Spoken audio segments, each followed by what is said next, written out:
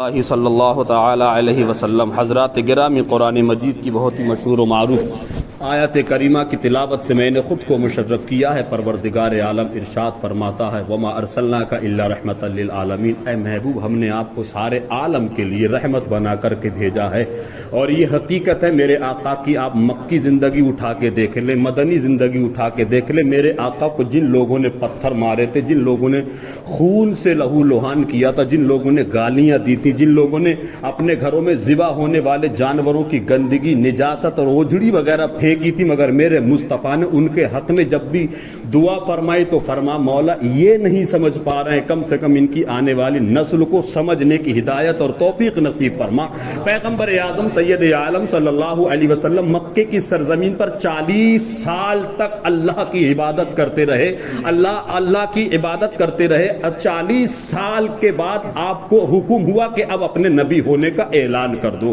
نبی ہونے کا اعلان کیا، اور 40 سال تک میرے آقا کی صرف مکی زندگی اٹھا کر کے دیکھ لیں، پیدائش سے لے کے 40 سال تک، اور ان 40 سال میں میرے آقا سید عالم صلی اللہ علیہ وسلم نے اپنے اخلاق سے، اپنے کردار سے، اپنی گفتار سے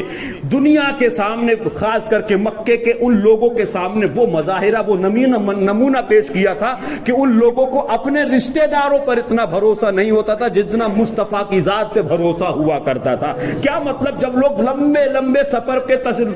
کے لیے چلے جاتے تھے تو اپنا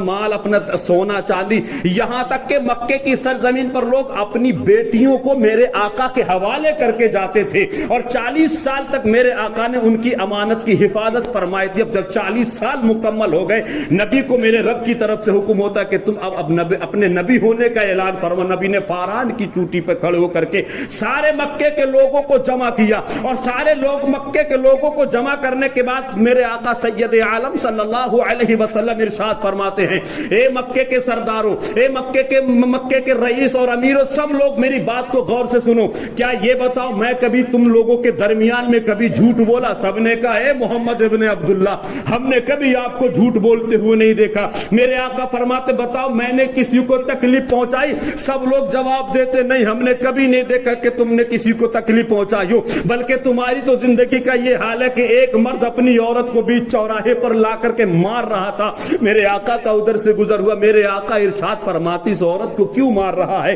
آقا نے سوال کیا، وہ کہتا بیوی میری ہے، ماروں یا پیٹوں کیا کروں؟ میرے آقا ارشاد فرماتے میں مانتا ہوں بیوی تیری ہے، لیکن کم از کم کچھ نصیحت کرنا ہے تو گھر کے اندر بھی نصیحت کی جا سکتی ہے۔ وہ خاتون جس کو اس کا آدمی مار رہا تھا، پیٹ رہا تھا، جب میرے نبی کی زبان فیض ترجمان سے محبت بھرے الفاظ کو سنا تو وہ مرد بھی کہتا ہے محمد ابن عبداللہ مکے میں آپ کیسے تشریف لائے ہیں؟ بیوی میری پیٹتے، لیکن درد آپ کو ہوتا ہے، تکلیف آپ کو ہوتی ہے۔ آقا کریم سید عالم صلی اللہ علیہ وسلم نے یہ نمونہ، یہ اخلاق مکے کی سرزمین پر پیش کیا تو عورتیں اپنے اپنے مردوں سے کہتی دیکھو وہ بھی تو ایک محمد ابن عبداللہ ہیں، جیسا سلوک وہ انسانیت کے اعتبار سے اپنے تو اپنے بیگانوں کے ساتھ پیش کرتے ہیں، تم بھی اپنی بیویوں کے ساتھ ویسا ہی سلوک کرو، تم بھی اپنے بچوں کے ساتھ ویسا ہی سلوک کرو۔ میرے آقا فاران کی چوٹی پر کھڑے ہو کر کے سارے لوگوں کو جمع کرنے کے بعد ارشاد فرماتے بتاؤ میں نے کسی کو تکلیف پہنچائی؟ میں نے کسی کی امانت میں خیانت کیا؟ میں نے کسی کو پریشانی میں مبتلا کیا؟ میں نے کسی کی فصل کاٹی؟ میں نے کسی کو ایذا پہنچائی؟ سارے لوگ مکے کے بڑے بڑے سردار ایک زبان میں کہتے ہیں محمد ابن عبداللہ ہم نے ابھی کبھی آپ کو کسی کو تکلیف پہنچاتے ہوئے نہیں دیکھا۔ بلکہ جو لوگ نبی کو نہیں مانتے تھے نبوت کی بنیاد پر، اللہ کے رسول ہونے کی بنیاد پر، لیکن وہ یہ مانتے تھے کہ مصطفیٰ امانت میں حفاظت کیسے کری جاتی ہے یہ کوئی محمد ابن عبداللہ سے پوچھے۔ صدق، ہم نے آپ کو کبھی جھوٹ بولتے ہوئے نہیں دیکھا، ہم نے ہمیشہ آپ کو اپنے ہاتھوں میں مضبوطی کے ساتھ دامن صدق اپنے ہاتھوں میں مضبوطی کے ساتھ رہتا تھا، ہم نے کبھی آپ کو جھوٹ بولتے نہیں دیکھا، ہم نے کبھی آپ کو امانت میں خیانت کرتے ہوئے نہیں دیکھا۔ میرے آقا نے سب سے قول اقرار کرا لیا۔ پھر آقا ارشاد فرماتے ہیں آج جو میں نے تم لوگوں کو جمع کر کے ایک اعلان کرنے کا ارادہ کیا ہے، آج اگر میں جو وہ اعلان کروں گا تو کیا یہ مانو گے کہ میں یہ اعلان جھوٹ کروں گا یا سچ کہوں گا؟ سب نے کہا آج تک تو تم جھوٹ بولے نہیں، تو آج کیوں جھوٹ بولو گے؟ میرے آقا نے جب سب کا یہ جواب سنا ارشاد فرماتے یا ایھا الناس قولوا لا الہ الا اللہ تفلحون انی رسول اللہ۔ تو جب تم لوگ مجھے شروع سے لے کے اب تک سچ مانتے ہو تو آج میں ایک اعلان کرتا ہوں، مجھے میرے رب نے حکم فرمایا ہے اے لوگوں کہو اللہ کے سوا کوئی معبود نہیں اور میں محمد ابن عبداللہ اللہ کا رسول ہوں۔ ابھی ابھی تم لوگوں نے کہا تھا کہ اب تک آپ جھوٹ بولے نہیں، تو آج کیا جھوٹ بولو گے؟ میرے آقا نے حقانیت کی بنیاد پر، صداقت کی بنیاد پر اپنے نبی ہونے کا جب اعلان فرمایا تو ابو جہل اینڈ کمپنی کے لوگ کھسکنے لگے، سب کہنے لگے یہ کیا نیا معاملہ ہے، یہ کیا بیان کر رہے؟ میرے آقا سید عالم صلی اللہ علیہ وسلم ارشاد فرماتے ہیں ابھی تو تم لوگوں نے کہا تھا، سب لوگ دائیں بائیں بغلے جھانکتے بھاگنے لگے، اور آقا کریم سید عالم صلی اللہ تعالی علیہ وسلم کی اس بات کو سن کر کے جن لوگوں نے کلمہ پڑھ لیا تھا، جن لوگوں نے یہ کہا کہ اللہ کے سوا کوئی معبود نہیں ہے، اسی جماعت کو صحابہ کرام سے جانا جاتا ہے، اسی جماعت کو صحابہ کرام سے نام سے مانا اور پہچانا جاتا ہے۔ اور جن لوگوں نے میرے آقا کے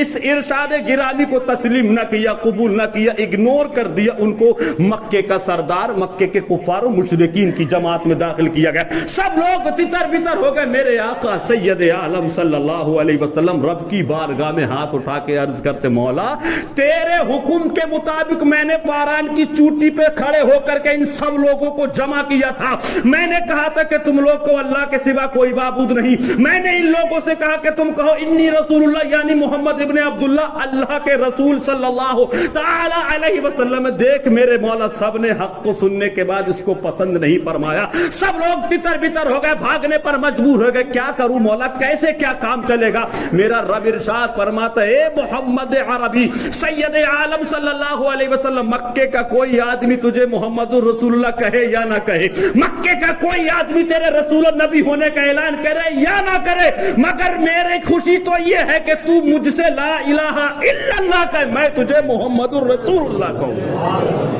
تو فکر نہ کر، تو کسی طریقے کی ٹینشن نہ لے، تو مجھے رب العالمین کہے، میں تجھے رحمت للعالمین کہوں۔ میرے آقا سید عالم صلی اللہ علیہ وسلم نے کسی کو گالی نہ دی، کسی کو تکلیف نہ پہنچائی۔ طائف کی سرزمین پر میرے آقا اسلام کی تبلیغ کے لیے تشریف لے جاتے ہیں، اسلام کی نشر و اشاعت کے لیے تشریف لے جاتے ہیں۔ ہمارا معاملہ تمہیں سمجھانے کا ہے، آپ مانو یا مانو یہ آپ کی ذمہ داری ہے، لیکن شریعت کا کوئی مسئلہ ہوتا ہے، اسلام کا کوئی اصول و قواعد عوام کے بیچ میں بیان کیا جاتا تو لوگ تسلیم تو نہیں کرتے بلکہ اس میں گانٹھیں لگانا شروع کر دیتے ہیں، اس میں گرے بازی کرنا شروع کر دیتے ہیں، بغیر پڑھے لکھے اپنے آپ کو مفتی بن کے فتوا دینا شروع کر دیتے ہیں۔ ارے شریعت کا مسئلہ ہے، مانا تو تمہارے لیے بہتر ہے، اور جب نہیں ماننا تو اس میں اپنی مرضی سے اپنی طبیعت سے دخل اندازی کرنے کا کسی کو بھی کوئی حق نہیں ہے۔ آقا طائف کی سرزمین پر ہیں، اور طائف کی سرزمین پر بازار میں جا کر کے، طائف کی بستی میں آبادی میں جا کر کے لوگوں سے کہتے کہو اللہ کے سوا کوئی معبود نہیں ہے، اور مجھ محمد ابن عبداللہ کو اللہ نے اپنا آخری نبی بنا کر کے بھیجا ہے۔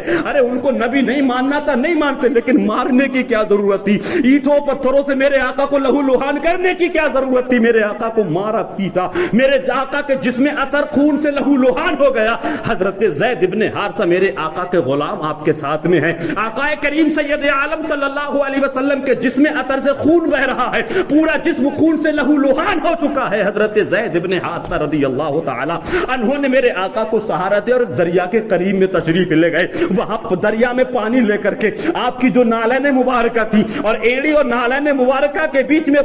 خون اتنا جم چکا تھا کہ ایک ہی بار میں آپ کی نالین مبارکہ اپنے آپ کی ایڑی شریف سے جدا نہیں ہو پا رہی تھی۔ حضرت زید ابن حارثہ نے دریا کے قریب میں جا کر کے ہاتھوں میں پانی لے کر کے اس طریقے سے نالین مبارکہ کو صاف کیا، خون کو صاف کیا، تب کہیں جا کر کے آپ کے جسم اثر سے خون کو صاف کیا، نالین مبارکہ کو لکھا گیا، اور صاف کرتے جاتے تھے۔ زید بن حارثہ روتے جاتے تھے اور آقا کی بارگاہ میں عرض کرتے جاتے تھے یا رسول اللہ اس قوم نے تمہیں مارا ہے، تکلیف پہنچائی ہے، جس نے اثر کو خون سے لہو لہان کر دیا، اس قوم کے حق میں ہلاکت کی دعا فرما دیجئے، اس کے لیے تباہی اور بربادی کی دعا فرما دیجئے۔ فرشتوں کا لشکر میرے نبی کی بارگاہ میں ہے، عرض کرتے ہیں محمد الرسول اللہ صلی اللہ علیہ وسلم اس قوم نے تمہیں تکلیف پہنچائی، آپ مجھے حکم تو دے، مشرق کی جو سب سے اونچی پہاڑ کی चोटी दिख रही है और मगरिब की तरफ जो पहाड़ का ऊंचा हिस्सा दिख रहा, हुक्म दे एक ही इशारे में मैं इस पहाड़ की चोटी पर इशारा करूंगा और ये आबादी हमेशा के लिए तबाह और बर्बाद हो जाएगी, दुनिया के नक्शे से नेस्त नाबूद हो जाएगी। फरिश्ते अपना अरीजा पेश कर रहे हैं। हजरत ज़ैद बिन हारिसा अपनी बात पेश कर रहे हैं, या रसूल अल्लाह, इस कौम ने तुम्हें लहू लुहान किया है, इसके हक में मगर इसके हक में हिलाकत की दुआ क्यों नहीं फरमा देते? हजरत ज़ैद बिन हारिसा रोते जाते थे और मेरे आका से बार बार ये इसरार करते जाते थे, अरे कमीनों को कलमा नहीं पढ़ना था तो ना पढ़ते, लेकिन कम अज कम इतनी तकलीफ पहुंचाने की क्या जरूरत थी? हमने किसी को गाली थोड़ी दी थी, हमने किसी को परेशानी में मुब्तला नहीं किया था। आज यही हालात हिंदुस्तान की सरजमीन पर है। बहन बेटियां हिजाब में हमारी जाती, तकलीफ इन बेईमानों के क्यों होती है? हम अपनी बहन बेटियों को नकाब में रखे, हिजाब में रखे, पर्दे में रखे, तकलीफ तुम्हें क्यों होती? हम तो अपनी बच्चियों को, अपनी बेटियों के इस्लाम के रूल्स को फॉलो कराएंगे, इस्लाम के उसूलों कवायद के मुताबिक हम भी चलेंगे, हमारी बेटियां और बच्चियां भी चलेंगी, तकलीफ तुम्हें क्यों होती? हाँ, एक तकलीफ जरूर मैं बयान करूंगा, शायद आपको वो तकलीफ पसंद भी आ जाए। और आज हमारे मुस्लिम समाज सोसाइटी में बड़ा बड़ा लखपति करोड़पति आदमी पड़ा है, फजूल काम में खर्च करने के लिए, हरामकारी के लिए मुसलमानों के पास पैसे की कोई कमी नहीं है, लेकिन जब मस्जिद की बात आती है, जब मदरसों की बात आती है, जब दीन की राह में पैसा खर्च करने की बात आती है, तो अक्सर व बेशतर ये देखने में आता है गरीब बेचारा सुबह से शाम तक मजदूरी करने वाला, 400 रुपए पर डे के हिसाब से कमाने वाला, सबसे पहले चंदा उसका नजर आ जाता है, सबसे पहले खिराज वो पेश करता है। अमीरों को तो ज्यादातर पीछे देखा जाता है, क्यों? कि तुमने दिल अपना दुनिया में लगाया है, और जब तुमने अपना दिल दुनिया में लगा तो दुनिया तुम्हारे लिए तबाही और बर्बादी का मुकद्दर भी बन चुकी है। गरीबों की कमाई में, अमीरों की कमाई में अल्लाह बरकतें अता फरमाए। बात यह है कि लखपति करोड़पति मुसलमानों में बड़े पाए जाएंगे, और आज हमारे घरों में, आज हमारी बेटियों और बच्चियों के सरों के ऊपर से जो नकाब उतारा जा रहा है, जो बेपर्दगी की जा रही है, जो हिजाब उतारा, इसके कहीं ना कहीं हम खुद भी जिम्मेदार हैं, क्योंकि हम अगर चाहें, और खास करके हिंदुस्तान की जितनी खानकाह है, ये खानकाह में जो बैठे बैठे मोटे मोटे पेट वाले सज्जादगान बैठे हैं ना, खुदा की कसम अगर आज अपनी ये तिजोरियां खोल दे और मैदान अमल में आकर के हर खानकाह का जिम्मेदार पीरो मुर्शिद और सज्जादा नशीन अपनी अपनी पर्सनल यूनिवर्सिटियां कायम कर दे, अपने अपने कॉलेज कायम कर दे, अपने अपने स्कूल कायम कर दे, तो खुदा की कसम तालीम भी इस्लाम के मुताबिक होगी और यूनिफॉर्म भी इस्लाम के मुताबिक होगी। लेकिन नहीं, इनके पेट ही नहीं इंडिया गेट बने पड़े हैं। एक गरीब बेचारा मजदूरी करने वाला साइकिल नहीं खरीद पाता, लेकिन एक गरीब के नजराने पर पैसा रुपया ऐंठने वाला पीर आदमी, पीरे मुगा अपने आप को समझने वाला फॉर्च्यूनर में घूम रहा है, 4 व्हीलर में घूम रहा है। अरे नजराना वहां दो जहां दीन का काम किया जा रहा हो, जहां दीन की जरूरत होती हो, जहां अल्लाह रसूल के इरशाद पर अमल करने की बातें की जाती हो, ऐसा नजराना देना तुम्हें भी बर्बाद कर देगा, पीर को भी नहीं बख्शेगा। पैसा है हमारे पास, लेकिन हम नहीं, हम दीन के नाम में खर्च करने के लिए बिल्कुल तैयार नहीं है। चाहे तो हमारे लिए कोई बड़ा चैलेंज नहीं है, कोई मुश्किल नहीं, कोई कठिन काम नहीं है। हजारों लड़कियां आज हमारे कौम की बच्चियां इर्तिदाद की दलदल में फंस चुकी हैं, सैकड़ों हजारों बच्चियां दूसरों के मजहब में जा चुकी हैं, बहला फुसला करके प्यार मोहब्बत का लालच देकर के उनको काफिर और मुशरिक बनाया जा रहा है। मेरी मेहनत या तुम्हारी मेहनत, मेरे ताउन या तुम्हारे ताउन से अपने कौम की एक बच्ची को भी अगर आप बचा ले गए, या मैं अपने कौम की एक बच्ची को इस कुफ्र इर्तिदाद के दलदल से बचा लेगा, तो मेरी तुम्हारी बख्शिश का जरिया बन जाएगा इंशाअल्लाह। लेकिन इसके लिए करना क्या है? इसके लिए करना यह है कि जब पिच्ची आपकी बालिग हो जाए तो कोई जरूरत नहीं इतनी लंबी चौड़ी पढ़ाई कराने की, और पढ़ाना ये तो यूनिफॉर्म के साथ, यूनिफॉर्म है तो तालीम है, इस्लामिक माहौल है तो तालीम है, जहां इस्लामिक माहौल नहीं, जहां इस्लामिक यूनिफॉर्म नहीं, हमें वहां की तालीम और शिक्षा की कोई जरूरत नहीं। मेरे आका की बारगाह में हजरत ज़ैद इब्न हारिसा अर्ज करते, या रसूल इस कौम के हक में आप हिलाकत की दुआ फरमा दीजिए। आका फरमाते, ठीक है, तू हाथ उठा